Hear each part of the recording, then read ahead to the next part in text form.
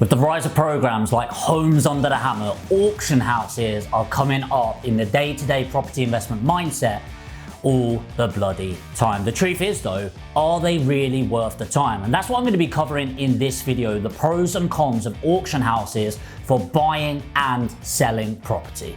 For those who don't know me, my name is Jamie York. I've been investing in property for the better part of a decade now, and I created this YouTube channel in June last year and have been adding videos every single week for your viewing pleasure. So if you're interested in finding out more about property investment from beginner, intermediate and advanced, then this is definitely a channel for you. Smash the subscribe button and the notification bell if that's of interest, and let's jump into the video.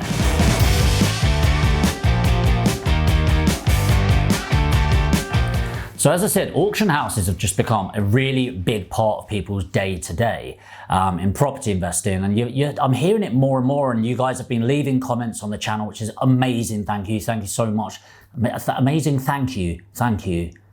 Thank you so much for engaging. I really appreciate it. And it really does help with the algorithm as well, which is, you know, this channel's been growing and going strength to strength. And honestly, it's thanks to you and engaging with the algorithm, which helps it reach more people just like you, and then you do the same.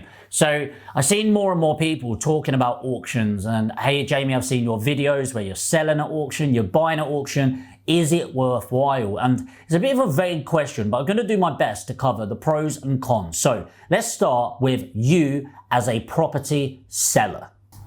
First of all, it's quick and secure. What I mean by this is when you're selling your property, which is meant to be one of the most stressful things in the world, it's one of the worst things when you're either putting it online or selling direct to vendor, whatever it is the uncertainty and time that it takes, especially with solicitors going a bit slower and things like that. The thing that I love when I'm selling in the auction house is once you're watching and the hammer goes down, that individual has exchanged on the property, and often they've got 20, 28 or sometimes 56 days to complete on the property. Mostly it's within the month. So what happens is when the hammer hits down, boom, 10% is coming over to me, minus fees, etc. So let's say I've sold a property at 100,000. As soon as that hammer goes down, it is locked in and exchanged. And if for whatever reason the individual doesn't complete on the property, doesn't really matter. I'm going to get the exchange money anyway. They're going to lose that, which has never ever happened before, by the way, but it gives me a lot of confidence. And from a seller's perspective, that is one of the best things in the world, knowing that once the hammer goes down and the price is agreed, it is locked in, which if you're in Scotland, it's very similar on the open market. If you're in England, it doesn't work like that at all. You've got the agreed price, and then sometimes it can take a few months before you officially exchange and complete on the property. So massive win for the seller. The second thing is, I mentioned at the start how hot the market is. And part of this is because of Homes Under the Hammer and things like that, where you watch it, right? And you see it was Phil and Lucy at the time when I was watching and thinking, wow, these are the experts. And you'd watch these idiots buy from auction, and not all of them were idiots, but they'd all ignore the bloody advice and they'd still made money. And so the secret was buying at auction, right? And what this did is it created this wave of newer investors going, that's where I need to go. I'm going to go to the auction house and I'm going to buy the property and get a great deal. On top of that, with what's been going on the last year during lockdowns and people wanting to get property quickly, it's meant that a lot more people are going in. Now, the thing is, it's hot in general in the market, but when it's in the auction and you've got the guy or the girl in the front going, we got 95, we'd have 1,000 more, we'd have 96,000, would you take 97? Yeah, we'll take 97 over there, we'll go, oh, no more offers, going once, going twice, I will take 500, 97, 500, damn, I can do this, right? No, I can. But you see, you get that animation, the drive, the passion. And so people are really going for it. And what this means as a seller is you are able to sell your property often above market value in the auction houses. If you want some examples of this, by the way, maybe below Alex can put a link of Cold Coats in Leeds where I sold the property and made around £20,000 profit on that deal, but I would have actually made around £18,000 to £20,000 profit on that if I decided to do a full refurbishment, take the risk, etc. So I made more money in less time with more certainty at selling at the auction, and hey, you can do that too. So the final thing I really like about modern auctions today, and I don't mean modern method auctions, which is a completely different conversation, but they're exposed to the same marketing that open market sellers are as well, i.e. Rightmove and Zoopla.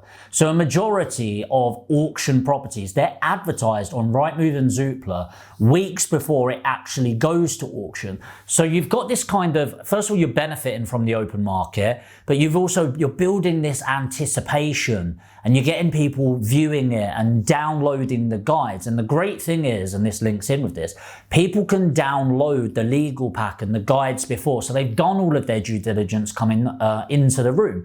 The other great thing with that is you know before you even go into the room how much interest you've had in the property. And so you can guide your reserve price on there, near guaranteeing a certain level of profit moving forward. But it's not all good news if you're selling the property, I'm afraid. So there's two real big things. So number one is it's limiting the amount of buyers that can actually buy from you. So naturally with that timeline, you need certainty around lending, which means really it comes down to two types of financing for a buyer. Cash buyers, which whilst there are plenty of them, so you don't really need to worry about it, it's not indefinite. Buying cash is a big thing. You're not buying a packet of crisps right now, right? It's a house, for God's sake. So it really is limiting the amount of buyers. The other type of finance you can get is bridging finance. Now, bridging finance is absolutely brilliant. I buy with bridging all the time, but people see it as really high risk and so aren't willing to take on the bridging risk. So whilst it's actually countered in the room with the excitement and things like that, it doesn't really get fully counted because of the fact that the limited buyers that are going into this. Linked in with that, the other thing that I am not a fan of with auction houses is the fees around it. But I will give you a tip. So you have auction houses saying, look, you can sell your house, it's going to cost you £500 or £700 upfront and 2% of the sales price. Here's the thing. Number one, you can negotiate that a little bit, but also I always ask the auction house if they have a referral fee. Normally it's about 50% referral. So what you tend to get as a referral fee is £300 upfront and 1% of the sale price. So I always sign up as an affiliate to that, and then I will recommend me as myself selling the property. They know I'm doing this. I tell them up front, look, I'm bringing this as a referrer. So I only ever pay 1% of the sale, which really increases my profit. I also negotiate the risk up front down to about a few £100s. But there is a downside to this in the fact that you do need to pay fairly significant fees. The buyer is also paying buyer's fees a lot of the time, which ultimately reduces the opportunity of what they can pay you. And there is risk. You know, if they don't sell it, you're still putting that money in as a seller. Okay, so now we know the pros and cons of the seller. What about going to auction as a buyer? Is it worthwhile? Well, you know, like anything, there is heated debate around this, but there's still great opportunities. But specifically, let's break down the pros and the cons. One of the first big pros for me is the reduced competition. When there's a downside to the seller, it's a plus side for us as a buyer. So as I said, there's a lot less competition because you can only really buy in auction as a cash buyer and a bridger. Now, whilst this is frustrating as a buyer, if you are one of those people, this can be a really great way for you to purchase property and have that purchasing power. And remember, it's not just in the auction room. You can actually buy properties from an auction house before it ever goes in. Okay, and there's a selection of a lot, especially people that bring portfolios to auction houses, which happens a lot. They might put 10 of those in the auction and take the risk on the 10 most popular, but the 10 least popular, they'll probably get in touch with direct contacts to sell pre-auction to get that guaranteed sale. It's also great for them to go to their vendor and go, hey, we've actually sold 50% already. So make sure if you do have that purchasing power, take advantage of the reduction in competition. Linked in with the way that you're purchasing this, something else I really like is how quickly things move a bit after that. So for me, I buy it a lot cash, sometimes bridging, and sometimes I get lending from other people, which gives me a lot of power when I'm going out there and buying. One of the most frustrating things for me buying a property is not being able to get in there quickly. So even when I'm putting in these offers with estate agents and direct to vendors quicker, but estate agents especially, it might be 3 months from agreeing the price to actually exchanging on the property, completing, getting the keys, and being able to enter the property. Now, added to the fact that in the open market, there's also the risk of getting somebody putting in a higher offer, or gazumped, is what it's called in the industry. But even if I don't and I do end up completing, I've got money sat there dedicated to this purchase for around 3 months, which is costing me money at the best case scenario as an opportunity cost to what I could be using my money for. Worst case scenario, I'm actually paying for that money if somebody else has lent that money in. So something I love about auctions is from when I agree the price, I can get the team ready like that, ready to go in within the next couple of weeks, knowing that that is going to come to fruition. Another great thing that I love about auctions is the upfront effort. So in Scotland, if you don't know this, when you're buying a property, everything's there. So a home buyer's report, things like that, everything's done for you already. It's kind of similar in England with auction houses in the fact that you might not have everything that you want, but you have everything you're gonna get. Okay, so you can go and view it, but all of the legal packs there, all of the checks are there. So technically you could get it, maybe ask a couple of questions, then complete, but you've exchanged anyway. It's a done deal, right? So what I love about that is the fact that you are putting in the effort up front and you are rewarded for that. It also puts off a lot of buyers. You know, there's a lot of people that actually, they're just like, you know what, I can't be bothered, because it's going to take you a good hour reading through a legal pack, which you don't want to do if you're going to be wasting your time. And most people don't even know what to look for. The thing is, most buyers think that buying at auction is a really advanced and experienced thing, but actually it's really not. It's really not. It's actually quite simple when you read through these contracts. It just takes a bit of time. And once the world opens up a bit, I'm really excited to take you to an auction house and show you what goes on in there and how we close these deals and the checks we're doing up front. But it's a great opportunity with the reduced demand for this due to the legal packs being read up front.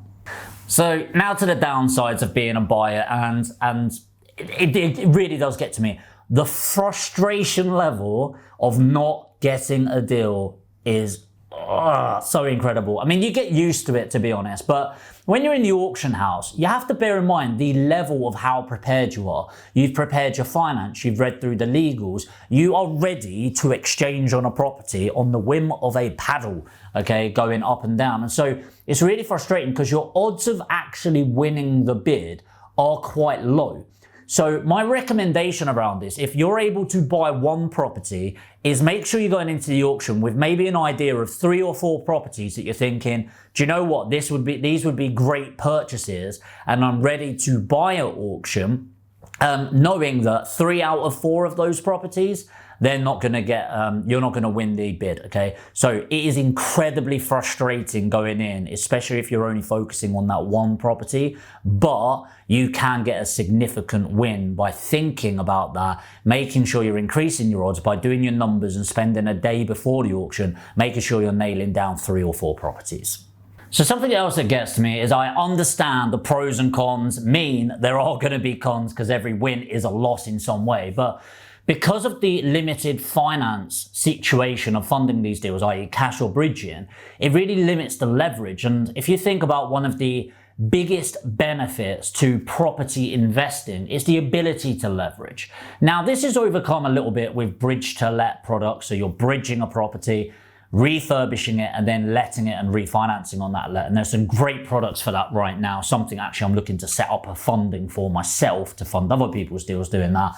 But what it does mean is if you're needing to purchase with cash, if you're regularly going in, and let's say you've got a million pot and okay, you've got bigger problems to worry, or actually, it's a good problem, right? I get that. But if you've got a pot, it very quickly gets used up. Whether that's 100 grand or 1 million, it could have gone a lot further. So £1 million cash is amazing, but it could have been 4 million if you purchased on the open market. So you just want to make sure that if you are buying with cash, that you're able to refinance in a relatively quick, 6 to 9 months to get out of that bridge, to get out of that cash position and take advantage of the leverage, because the leverage or lack of is a massive downfall whilst investing through auction.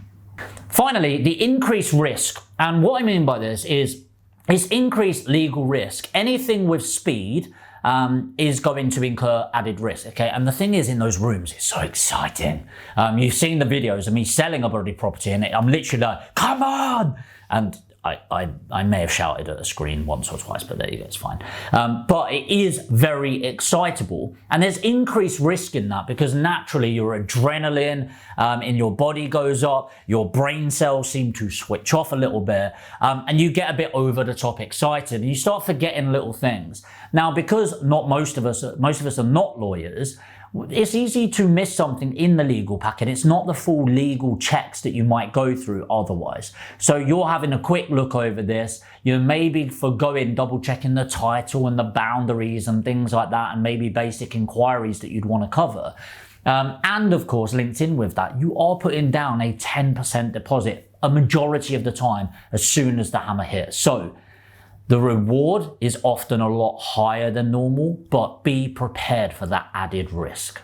So just to wrap up with some final tips. Number one, if you're looking to sell at auction. Now, the thing that I always do is, number one, I negotiate the fees, okay? Now, they're not getting in an auction house and going, hold on a second, this one is giving us less than our normal fee. I'm going to go blah, blah, blah, blah, slightly slower than the last one. Why did that come in my head? I'm so sorry. But the point is, negotiate your fees. And the way that I do it is ask if they've got a referral scheme. Pretty much all of them do. And then put yourself through that referral scheme when you're selling. Number two, I want to know how many people on average come to a lot. Okay, and what I mean is each auction, every sale is called a lot. So lot 34, lot 55, whatever it is. I want to find out how many lots are in there and how many people are turning up to those lots. The final thing that is a really, really big one is what lot number are they going to put me on? For me, as an absolute minimum in a sizable auction of, let's say, 80 plus properties, I want to be in the top 20. Ideally, I want to be in the top 15 properties or as close to number one as possible. If for whatever reason they're saying, I think you're going to be lot number 36 or something like that, I'm going to tell them straight up, look, it needs to go in top 20, otherwise I'm going to sell it elsewhere. Okay, those are my top tips if you're looking to sell in an auction. On the flip side, if you're looking to buy at auction, number one, do your research, proper research, read the legal pack, do the land reg, make sure it's the titles there, it aligns with the person that's selling. Make sure to look at the boundary, look out for anything significant. And if you're seriously looking to buy it, have a lawyer look over it to do those small print checks. Now, when you are buying as well, make sure you understand your numbers, okay? And when I'm going in, I will end up going in with my end line figure. Let's say it's 100,000 and I call it my greedy J figure. Okay, so if I'm going in and I'm buying, but I'm really excited about property, you know, it's in an area where I own another property. I just want this to add to my portfolio. I know I'm never going to sell this property. I want to add it in there. I'll have my secondary top limit figure. Now, the only reason I have that is because of my ability to make money is slightly higher than most people now because I've been doing it for 10 years, okay?